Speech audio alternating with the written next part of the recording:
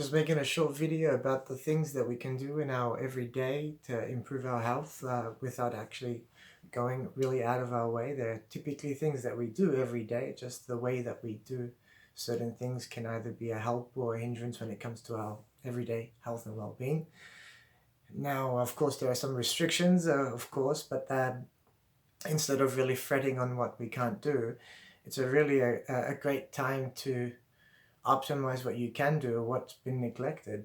It's probably the best time for that. So what's one thing that we could start with? And that's when we wake up in the morning. Yeah. Now, when we wake up in the morning, sometimes we have a stream of thoughts, all the things that we need to do, or sometimes we are empty, it depends. A good thing to begin with is when you wake, before you get into doing anything, sitting in your bed upright. It's important to be upright so you don't fall back asleep. Just focusing on deep diaphragmatic breaths, following the breath with your full attention. Now, it's a great time when you wake up in the morning before, I guess, you do get caught up in doing lots of things that are required for the day, or sometimes over-investing into things that you don't necessarily need to be doing. But the point of the breath exercise is that it's a great time first thing in the morning, also just before bed, that we focus within our inner body and get relaxed into just breathing. And then when we're ready, pick up, obviously, all the thoughts and things that we need to do. But you'll notice that, look, when you do it the first time, you may not experience anything, but as a compounding practice, let's just say 5-10 minutes every day, every morning and every evening, add a sense of calmness to the beginning or even the evenings, and just feel more within your senses rather than in your head.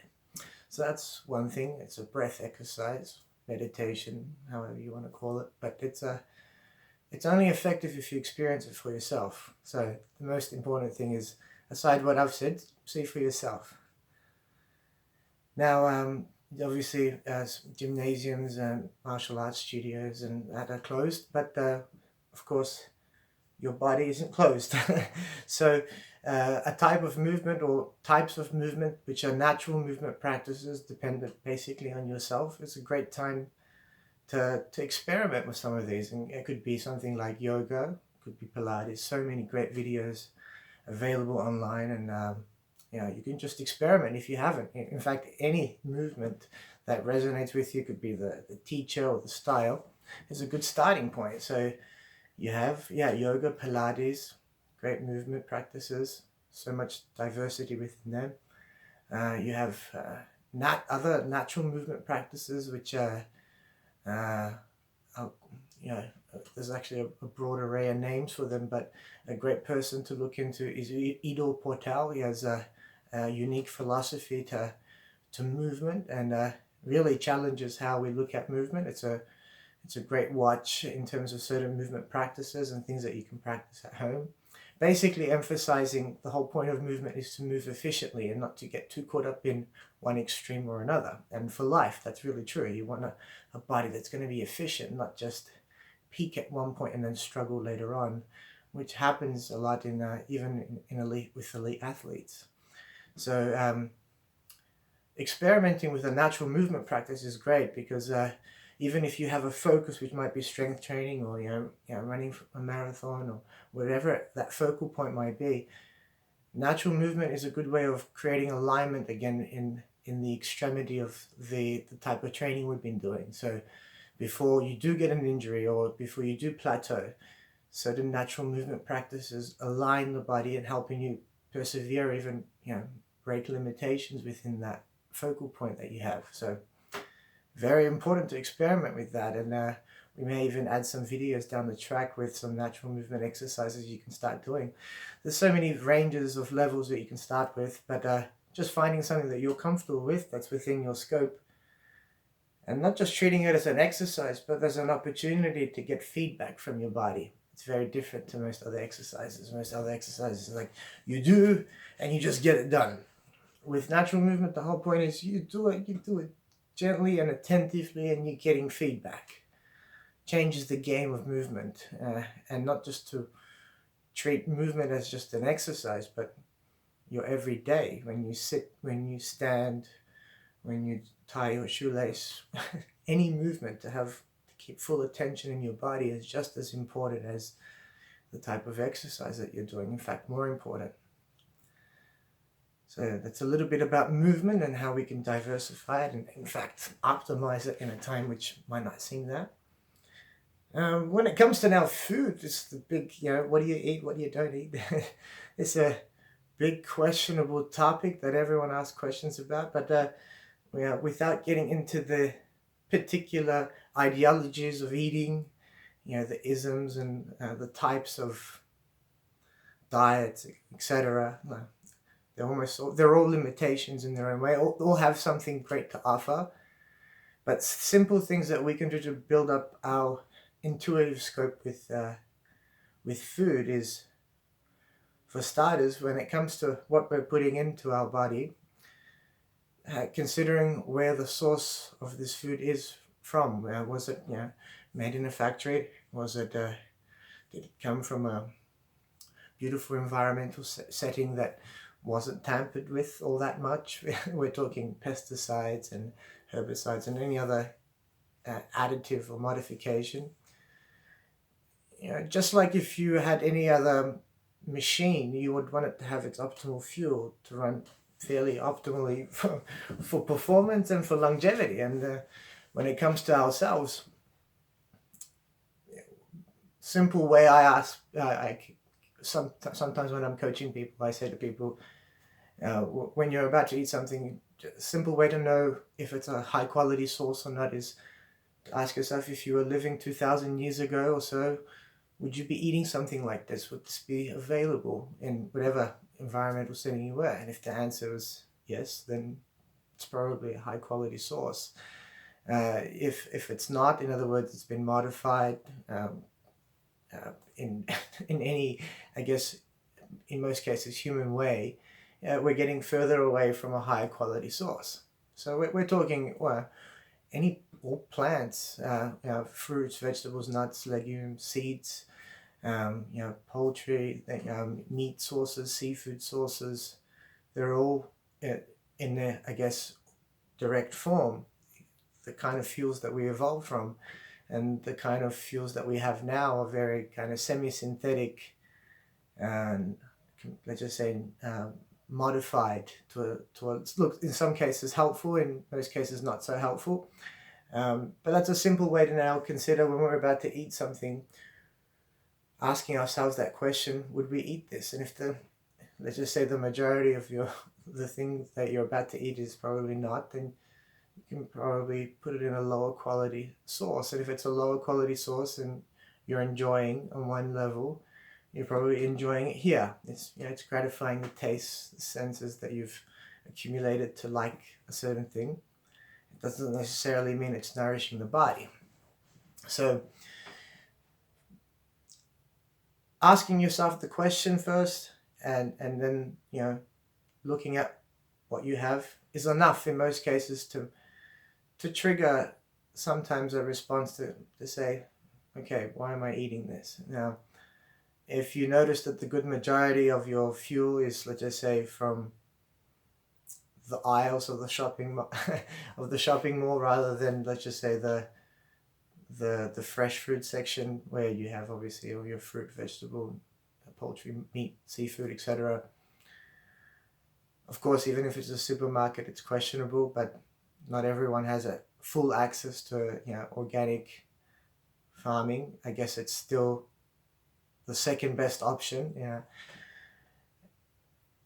When it comes to now, I guess clarifying the source of the food, well, it's up to us to really now consider how we're going to start putting this together. And there's no real right way for every single person. Every single person is quite different.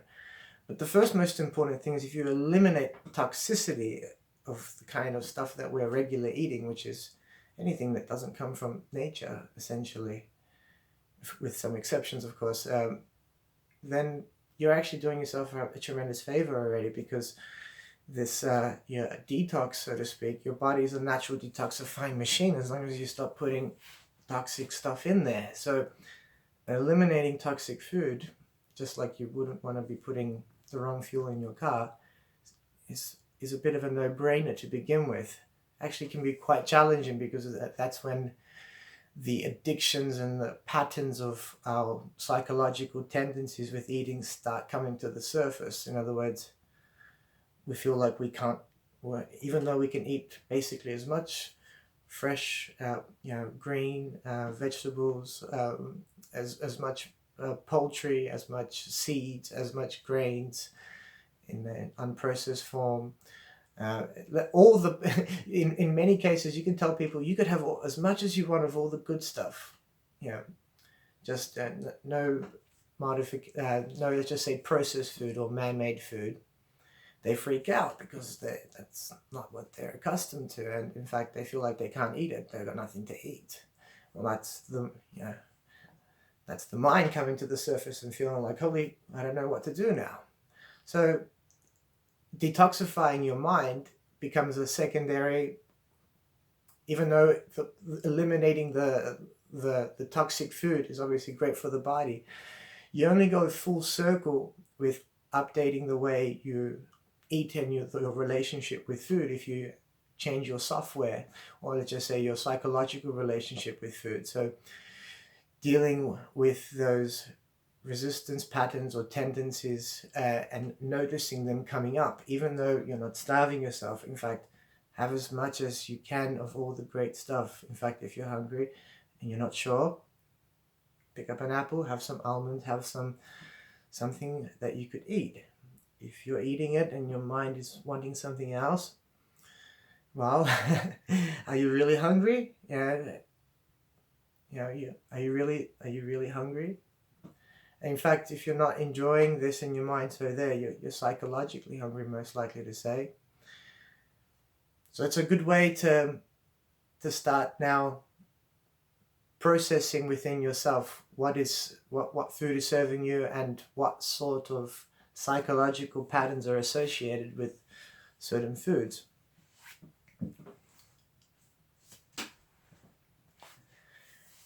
And distinguishing true hunger from psychological hunger is a major breakthrough. In fact, if all people do is realize how hungry their mind is in comparison to what their body truly needs, they'll be blown away by how efficient this body is, their body is, and building that relationship within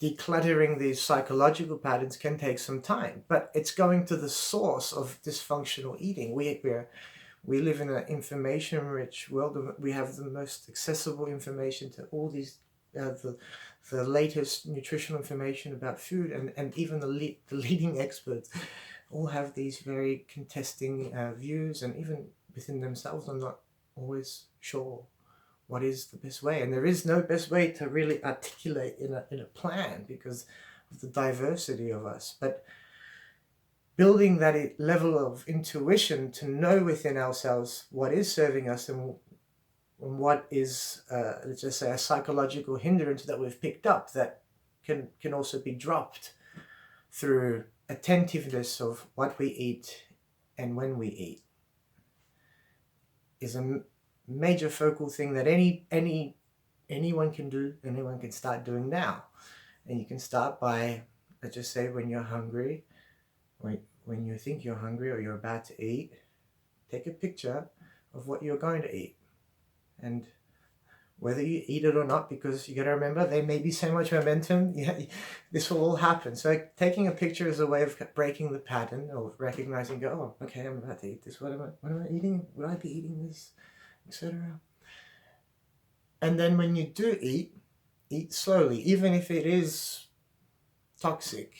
Eat slowly and with your full attention, as if this is the only thing that matters now, as if this is the most important thing. And chew your food slowly, taste it fully, and even feel the food digesting, minutes, moments, 10 minutes, 30 minutes later. because that's the whole experience. There's an experience of wanting, eating, and processing. Because what eating is basically energy conversion. You're refueling. Now, if all you did was enjoyed it at the beginning, because I just say a hunger pattern, a hunger psychological pattern. You ate it, you felt tired, you felt heavy, you felt sick, you felt bloated and nauseated. Well, there's probably a dysfunctional fueling process happening there. And you could actually eat really good food and eat it in a stress state really fast. And you may still experience a level of indigestion, heaviness, drop of energy. So what you eat, when you eat, and how you eat are all of equal importance that in the typical nutritional domain we don't look at. What we want to eat, we want it to be in its purest source, unprocessed by, let's just say, industrial ambitions, purest in its form by nature. For us, we are part of nature. We want to eat when we are truly hungry, generally a sensation that is felt here, not so much here, and noticing the psychological patterns as they arise, not bashing ourselves when we do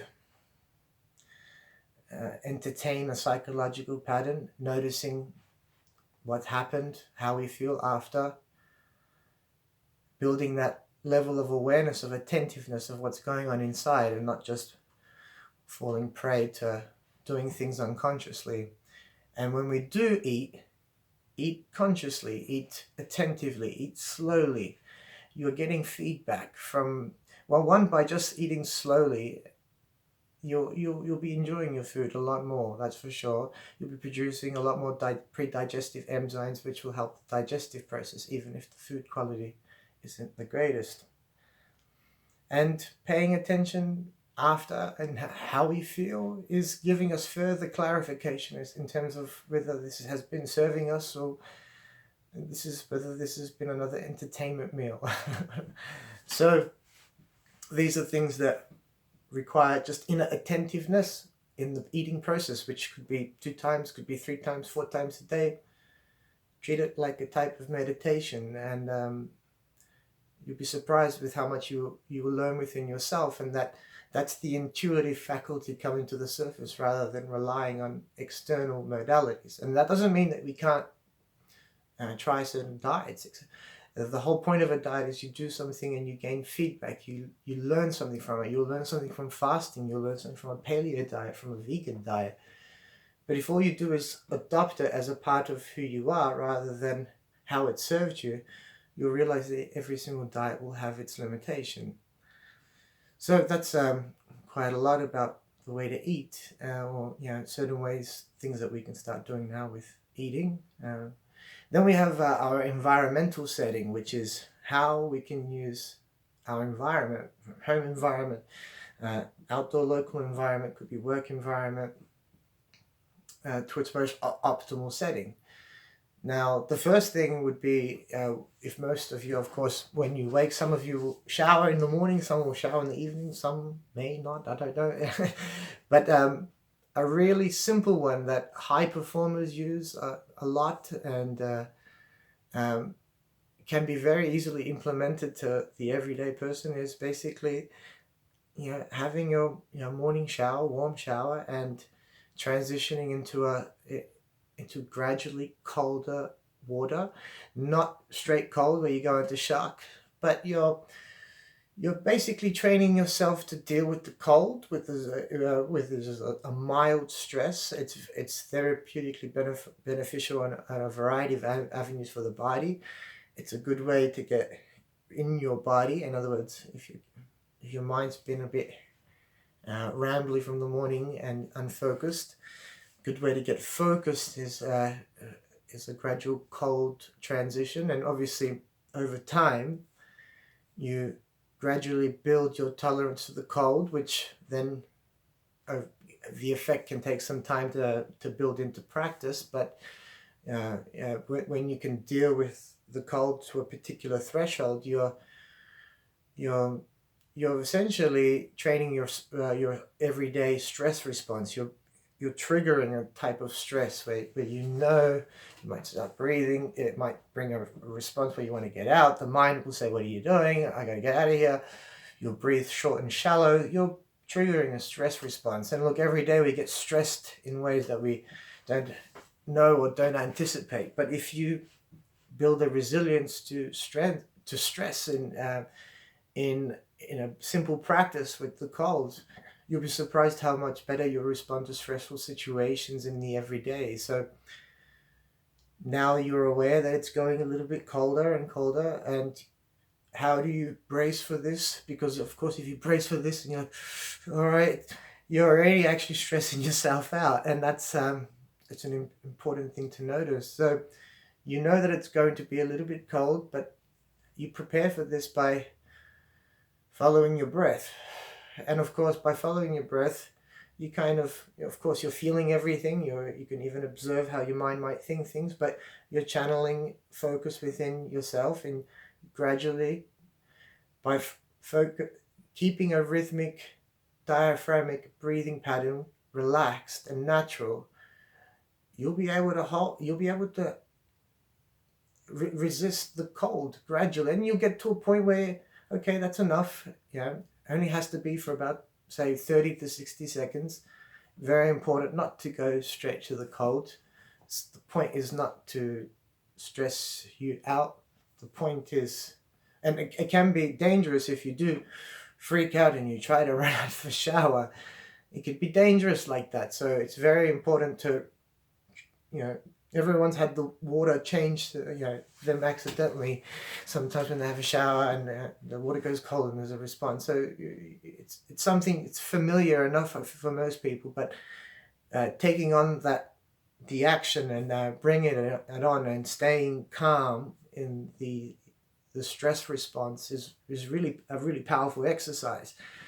Now, of course, that's just that's the exercise. How do we train? Like we're stress training ourselves. Everyone wants to be stress resilient. No one wants to be reactive. When you're reactive, it's a low quality response, whether it's be with work, with relationships, with sporting situation, could be anything.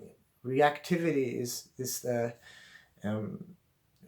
essentially a low quality response that's conditioned, and staying calm within a stressful circumstance holds a lot of power and a lot of opportunity in high quality action. But the greater part of this also, on a side note, a secondary benefit is you'll come out of the shower feeling warm. All the blood within your outer periphery, hands, feet, limbs, rushes to your core. Your metabolism speeds up. Adrenaline and a few other hormones, depending on the certain cold threshold and response, are secreted. You feel very alert, very attentive. Your body temperature increases, so it's a type of thermogenesis. Essentially, you did no real work, physical work, but the stimulus on the body is if you've done a little bit of a workout of some sort, and very effective for not much action, but it does require high inner attentiveness. Now, when you practice this as a one-off, of course, it may be a, what's this sort of experience, but these are the things that we're talking about as compounding experiences that we do on the daily, when we eat, when we have a shower, they're daily things. But when you start putting them together, the cold therapy, the breathing exercise, the attentive eating, builds a level of intuition within you that isn't, I guess, in most cases, difficult to describe. You just have more of an inner knowingness of feeling right within yourself what's serving you and what's not. And these are all things, again, that can be done anytime, available to every single person. And they're always overlooked too, because they're, I guess, not as flashy as certain other things that may improve your health fitness, especially at an aesthetic level. But if you have a great foundation of health, in terms of fueling yourself, your mental, emotional state, and not being obviously in a stress state, in a highly reactive state, these are great foundations for health and well-being that will only create a better foundation for whatever fitness endeavor that you have. In fact, if you don't have this as a foundation, good eating patterns and conscious eating patterns, conscious breathing, movement practices that encouraging diversity and mobility, essentially we always get to a stag point, and anything that we have a focal point on, which is our fitness endeavor or aesthetic endeavor, gets limited by these, I guess, avenues that we overlook. So now, because the things that we do normally overlook may be interrupted or can't be as focused upon, these other avenues should be focused upon, because they have a tremendous amount of power and a scalable level of power. But this power is intuitive. In other words, only you can feel it and experience it for yourself. And well, the most important thing is now to do that. See for yourself. Start these practices. I'd like to really know how it's going for people. If you'd like me to elaborate on certain avenues or ways about going about things, there's something for everyone. And these universal patterns, whether it be breathing, natural movement, conscious eating, environmental settings, rest and recovery, of course, most importantly, our state of consciousness, which is our mental, emotional software, breathing, which is meditation, or a way of focusing attention from here into here, type of switching off, so to speak. Many different ways to go about it. So I'd like to see if anyone has been trying it, or if it does obviously want to share how it's been going with them. It's great to hear that. But otherwise, it's most important to be reminded that the most fundamental things for your health and well-being are available here and now. And they're the things that should not be overlooked. If they are, of course, being reminded of it when you do catch yourself is enough to go back into it and remind yourself of the simplicity of how easy it can be to feel truly healthy and well within yourself without feeling too much of a pull or imbalance by getting caught up with non-essential things to your well-being. But what is essential and non-essential will be based on your level of intuition. And I guess by encouraging these avenues, I guess I'd like to see for yourself how it is. Thank you. Goodbye.